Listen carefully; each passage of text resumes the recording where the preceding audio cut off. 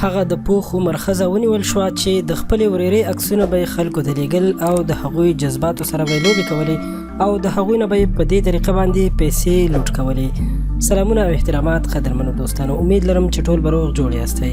د پاکستان یو شخصي رسنۍ خبر خپور کړی چې هغه د پوخ عمر ښځه نیول شوې ده،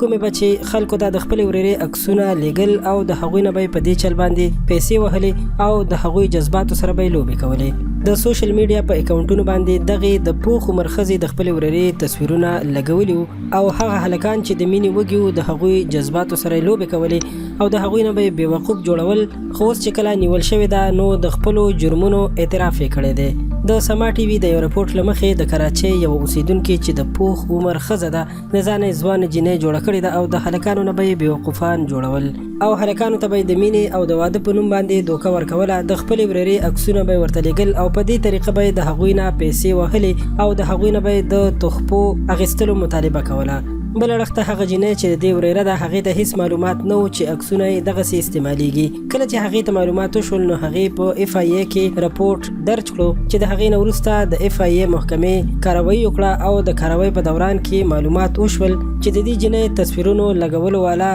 د دې جینۍ خپله سکه ترور ده چې هلکانو سره په خپله خبرې کوي، خو چې کله ترېنه هغوی د تصویر غوښتلو مطالبه کوي نو دا ورته زر د خپلې ورېرې تصویرونه ورلیږي او که څوک بار بار دا غوښتنه کوي چې ما سره میلاو شه نو دا یې بیا د خپل اکاونټ نه بلاک کوي. د رپورټونو له مخې دغې ښځې اول د دې الزامونو نه انکار کړی، خو چې کله د اف آی اے ثبوتونه راوویستل او دا هر څه ثابت کړل نو دغې ښځې خپل جرم ومنو، خو بیا یې دا وویل چې دا هر څه دې خپله نه دي کړي بلکې د دې لور کړي دي. کله چې نور تحقیقات وشول نو معلومه شوه چې دا ښځه د لاهور د یو ځوان نه د 7 کالو نه پیسې وهي او هغه یې لوټ کړی دی. چې 7 کاله دغه هلک دا سوچ کولو چې دا یوه جینۍ ده، خو هغه د پوخ عمر یوه ښځه وه چې دې ښځې ورته د ځان نه جینۍ جوړه کړې وه او هغه ته به یې د مینې پیغامونه او خبرې لیږلې او په دې طریقه به یې د هغه نه پیسې وهلې.